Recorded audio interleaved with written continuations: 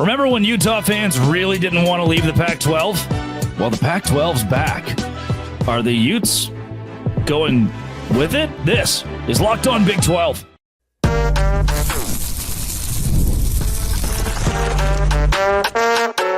You are Locked On Big 12, your daily podcast on the Big 12 Conference. Part of the Locked On Podcast Network, your team every day. Happy Wednesday, everybody. Welcome into Locked On Big 12. I'm Drake Toll from America's #1 Big 12 podcast, Locked On Big 12. Thank you for making this show your first listen every single day. On today's show, let's talk with JT Westersill of Locked On Utes about the Utah Utes leaving for the Pac-12. Is that feasible? We'll also get into who's the best team in the Big 12, and is it Kansas State? And to end the show, Utah fans are the most evil and vile in the Big 12, and I think that might be a good thing. If you hit subscribe, I get to keep my job. Let's go. Get into it. Drake, we thought conference realignment was in the past. We were wrong. Out of nowhere, the Pac-12 announced that they are coming back. So naturally, with the reaction, which we'll get to at the end of the show, how Utah is being perceived in the Big 12. We'll also talk about the best in the Big 12. But there's been a lot of reaction and thoughts about Utah joining the Big 12. So naturally, I think there's some thoughts of like, oh, would Utah consider going back to the Pac-12? And we can talk about more in depth. You will do a great job highlighting why.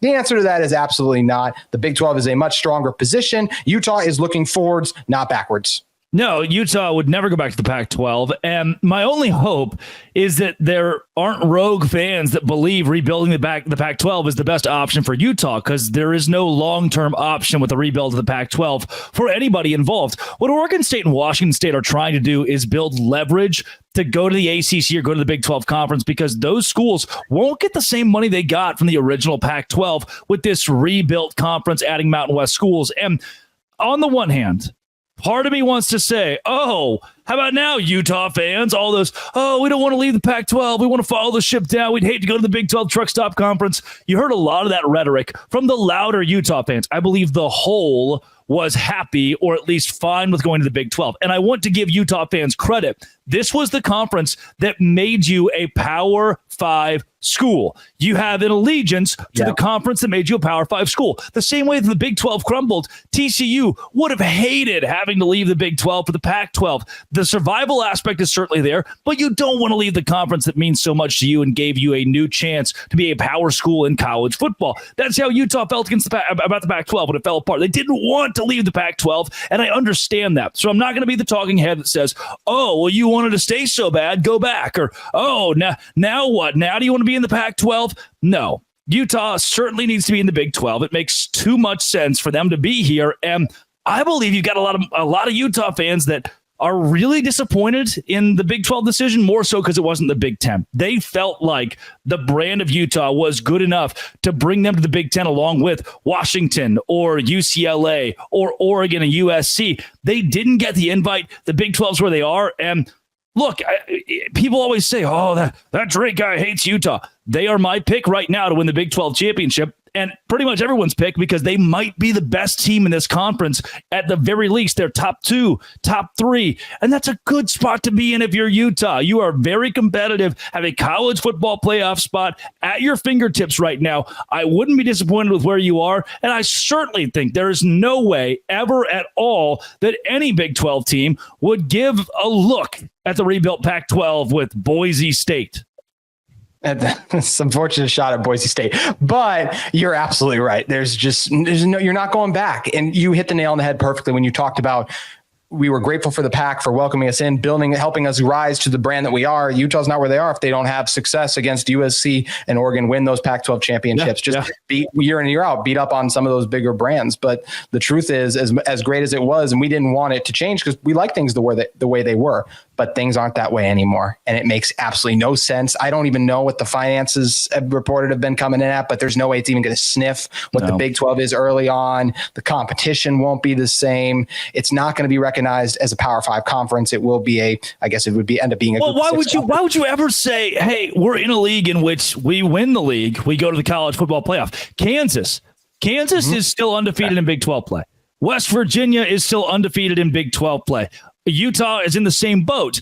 That is an opportunity that you cannot pass up. Even Houston could still go to the college football playoff because all you have to do is win your conference. In the new Pac-12, you can win the league and you're not guaranteed anything, and you're making far less money. If you're a Utah fan and you have an allegiance to that Pac-12 logo, it's truly only the name and logo at this point. It has nothing to do with what you knew of the Pac-12. This is a conference that will not model that league whatsoever, aside from a logo, a name, and two schools that were so irrelevant in that league that they weren't taken to a power conference. That's harsh. That's very harsh for Oregon State and Washington State that I value a lot, but they were the bottom two brands. That's why they got left behind. And you do not want to rebuild Utah. You don't want to put Utah as a part of that rebuild process because it's going to cost you money, exposure, and a shot at the college football playoff. It's harsh, but it's absolutely true. It's why they were left behind. It's literally what happened, and it doesn't make any sense for Utah. But what also Utah should just focus on the Big 12 right now, Drake, because I do believe we're heading for super conferences. I think things to come will be crazy. You know, they use the coach adage, right? All you can control is right now. I think that's what Utah should prioritize, because as much as I think they would eventually love to end up in the Big 10, I just feel like they're not going to be one of the first team that gets a call. Maybe by some world they win back-to-back Big 12 championships to start it off, because who knows when this next round of conference realignment will kickstart, right? And like maybe then they've built themselves up into this brand, but they're still not more valuable than a Clemson and Florida State brand. You mentioned it, talking about Utah fans feeling like they deserve to be in there because of what they've done recently success-wise. Yes, Utah lately has been a better football program than UCLA. There's no debate about that. But UCLA all time, and just being in that California market still, just holds more value than being in Salt Lake. That's where we can step back and look at the facts. So I do believe there is a chance that Utah will one day get into the Big 10. I'll just say, I think whenever a super conference happens, I would be shocked if Utah's not included in it. I think it is still a valuable TV market, as well as this team has proven they can play at that level. But to sitting here think like we'll be the very next team the Big 10 adds if they only add one or two, I just don't see that being the case. No, that'd be tough. They're definitely turning their attention to the ACC. And honestly, that's what this rebuilt Pac-12 will likely do as well. They'll say, hey, Boston College, hey, Wake Forest, hey, Syracuse, whoever got left out, would you come join us? And again, if you are Washington State and Oregon State, there have been war room conversations about trying to get them to the Big 12, to the ACC, to a landing spot that gives them more money, or at least part of a revenue share in one of these bigger leagues. That's what they want. They don't long-term want to be in an 8-team Pac-12. They know they'll never get an automatic bid to the college football playoff, and they'll never make Big 12 or ACC money. So those two schools want to show that, hey, we have a strong enough brand to build a conference around us, and we can compete for 3 or 4 years in that conference. Come and get us. That's what this is for, not for adding schools like Utah. Yeah, you're absolutely right. So it's going to be interesting to monitor and see. I mean, there was just a couple weeks ago, UConn was going to land in the Big 12. It felt like conference realignment is always happening. Things are changing, but you know what? I would much rather focus on right now, because we got some really good football coming up this weekend. We get Oklahoma State versus Utah. I believe 2 of the 3 best teams in this conference. I think Kansas State also deserves to factor into that. But is Utah straight up the best team in this conference? Is it someone else? That's what we're going to be talking about on Locked On Utes and this Locked On Big 12 crossover in one moment. But first, want to talk with you all about our friends at FanDuel. You've heard us talk a lot about FanDuel on here, America's #1 sportsbook. Well, we have something a little different for you. Now through September 22nd, all FanDuel customers can bet $5 and get a 3-week free trial of NFL Sunday Ticket from YouTube and YouTube TV. Then with a YouTube TV base plan, you'll be able to watch every regular season Sunday afternoon out-of-market game. All you need is a Google account and a current form of payment. You can cancel anytime. We're now 2 weeks into the NFL season. We're starting to get a little bit of an idea of who's real, who's not. Definitely not Carolina right now, but lots of other teams. And how about college football, the sport we all love so much? Some great matchups in the Big 12. The Oklahoma State-Utah line's been bouncing around. How about other games, right? You get a kind of sneaky game, Kansas State traveling out to Provo to take on BYU. Lots of fun action across the Big 12. And you can head over to FanDuel today and not just get in on the action, but also get in on NFL Sunday Ticket. Just visit FanDuel.com to download America's #1 sportsbook today. Today's episode of Locked On Utes and Locked On Big 12 is also brought to you by our friends at GameTime. GameTime has a new feature called Game Picks that makes getting tickets to your favorite live events even easier. Game Picks filters out the fluff to show you only incredible deals on great seats so you don't have to waste time searching through thousands of tickets. Look, I love GameTime because it gives me everything I need when I'm trying to conveniently buy a ticket that also shows me what kind of a deal I'm getting. What do I mean by what kind of a deal I'm getting? So often you go and use a ticket app and you buy a ticket, but you don't get to see what your view from the seat will actually be like. Not with GameTime. They offer you a panoramic view from the seat, as well as things like their low price guarantee, where GameTime will credit you 110% of the difference. How about GameTime's ticket coverage? Your purchase is covered with the most flexible customer service policy in the ticketing industry. So if you want to go to this week's top Big 12 showdown, you got to use GameTime. You can truly take the guesswork out of buying tickets with GameTime. Download the GameTime app, create an account, and use code LOCKEDONCollege. That's capital LONC for Locked On and College, all one word, Locked On College, for $20 off your first purchase. Terms apply. Again, create an account and redeem code LOCKEDONCOLLEGE for $20 off. Download GameTime today. What time is it? Game time. All right, Drake, talking about the best teams in the Big 12. I, right now, maybe it's the Utah hat on my head, the shirt I'm wearing, or the logos behind me, still feel that Utah is the best team in this conference. But I got to be honest, I don't know if any team to me has looked more impressive than Kansas State looked last Friday night against Arizona. A travesty it was played on a Friday. A travesty it was a non-conference game like Utah's game against Baylor. But say what you want about this Arizona team. I didn't love what I saw from them against Northern Arizona. Shout out Big Sky, but that was just a weird game. I didn't like that. But Noah Fafita is extremely talented. Also, Tetsuroa McMillan is just fantastic. I mean, him and Luther Burden obviously will be the top receiver taken eventually. But holding this Arizona team, Noah Fafita and McMillan, only 7 points, under 60 yards rushing. I have no issue with anyone saying Kansas State is the best team in this conference right now. Yeah, if you ask ESPN's Football Power Index, which I wouldn't ask them very many things, by the way. Don't do it. Don't go to the SP index this week, or some random guy says that West Virginia is actually the fourth best team in the Big 12 and got an unfair shake. There are those kind of analytics out there.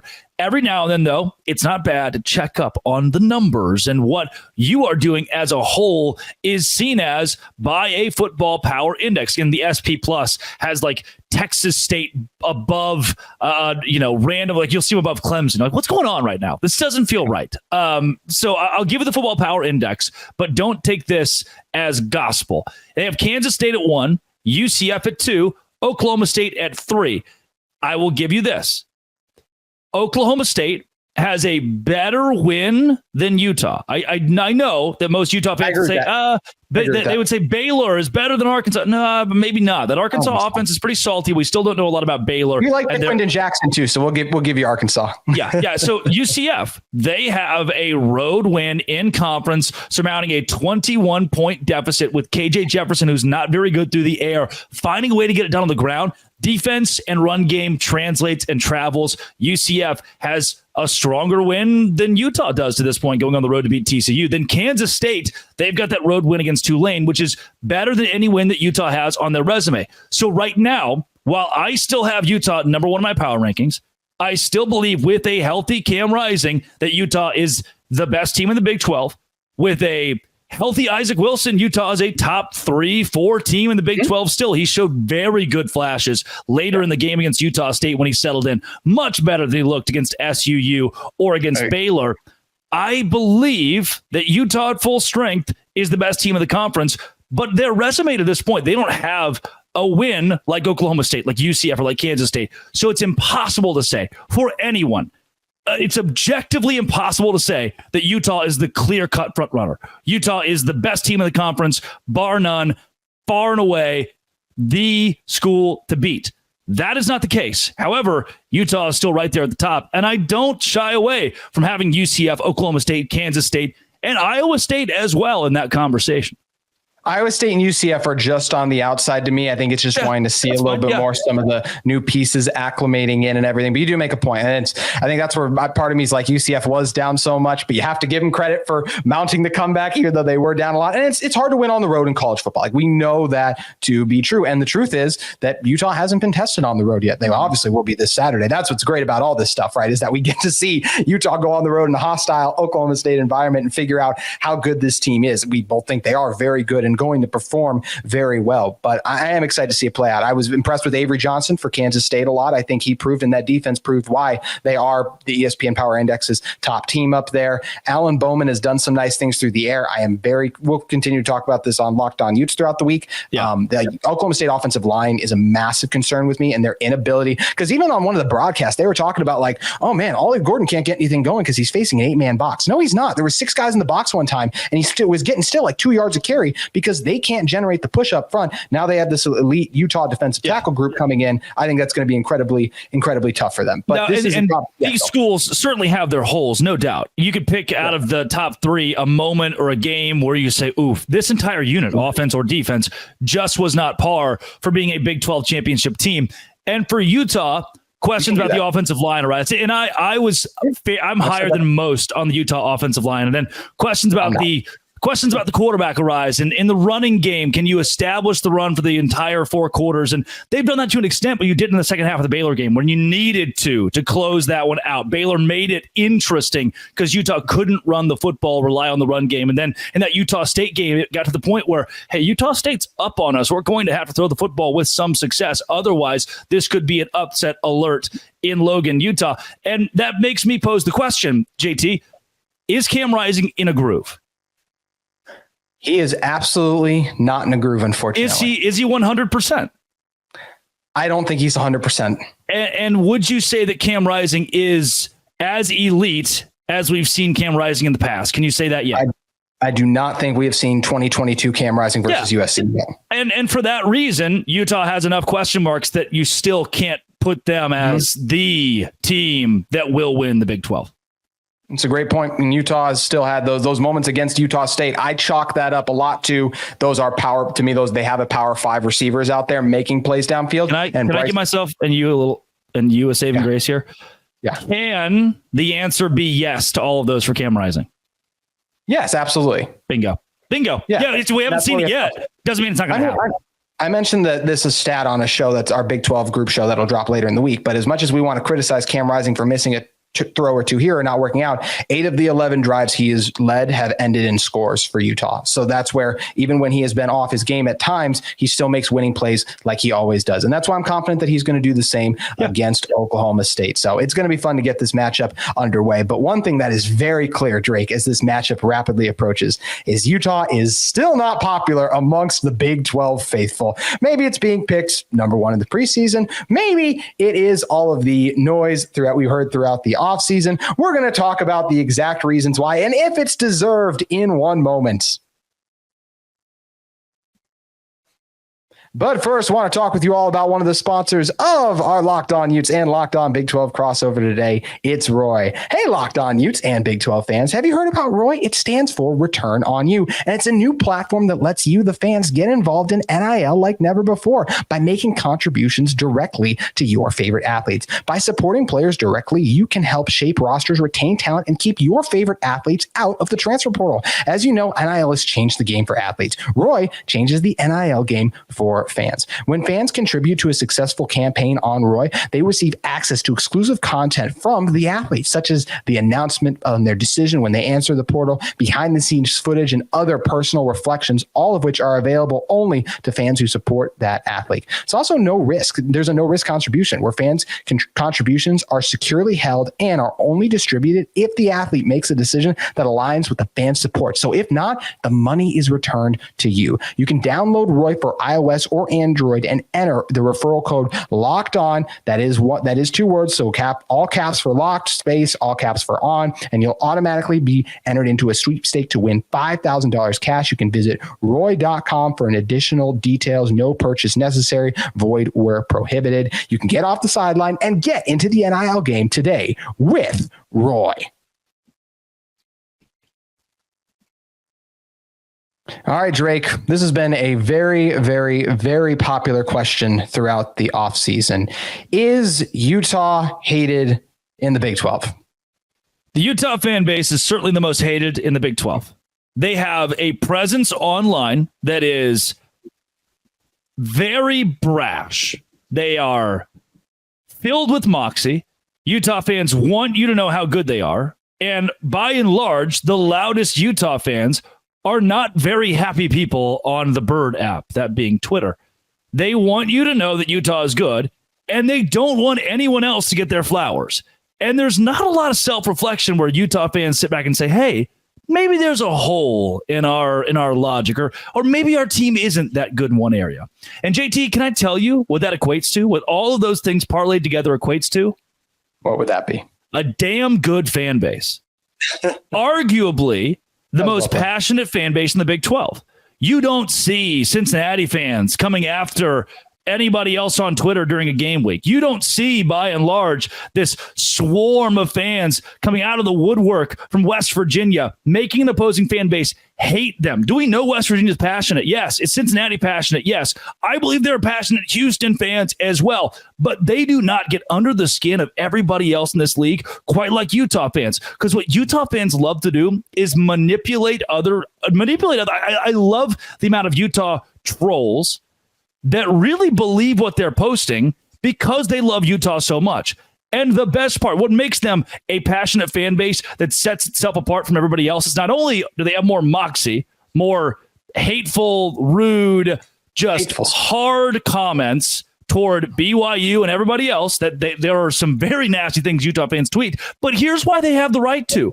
They're good at football. Mm-hmm. When you back it up, when your school backs it up by winning games, you can say whatever you want. You come out and say whatever. That's what I love about this like Baylor burner verse that's been created, or for Texas Tech, and it's all West Texas. There are schools that even when they're bad, TCU and their burners, when they're bad, their fan base will find a way to get under your skin. Not like Utah, though. These aren't burner accounts. These are faces and names and real people who want you to know that Utah is better than you. And what does that do? That drives engagement. It drives viewership. It builds rivalries. And the Big 12 needs more engagement, more viewership, and more rivalries. The louder Utah fans are, the more they win, the more everybody hates Utah fans, the better off the Big 12 is. You deserve to talk the way you talk if you're in that vocal minority. That 70% of Utah fans have nothing to do with this. They're the kindest, sweetest, nicest people. But that 30%